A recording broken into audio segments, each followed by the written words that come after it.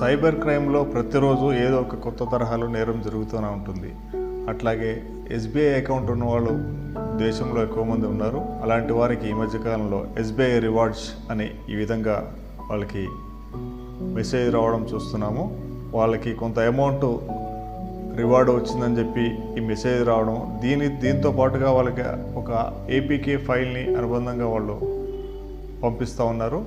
APK ఫైల్ని వాళ్ళు click చేసినారంటే మీ యొక్క ఫోన్లో ఉన్న సమాచారం, మీ యొక్క బ్యాంక్ డీటెయిల్స్ అన్నీ కూడా నేరస్తుల చేతిలోకి వెళ్ళిపోతాయి. కాబట్టి ఇలాంటి ఫేక్ సమాచారాన్ని, ఫేక్ మెసేజ్ని మీరు ఎప్పుడు కూడా నమ్మవద్దు. ఏ బ్యాంక్ వాళ్ళు కూడా మీకు ఇట్లా రివార్డ్స్ పాయింట్ అనేది ఇవ్వరు. సైబర్ క్రైమ్ నేరాల పట్ల జాగ్రత్తగా ఉండండి, సురక్షితంగా ఉండండి. మీకు నేరం జరిగినట్లుగా అనుమానం వస్తే 1930కి కాల్ చేయండి.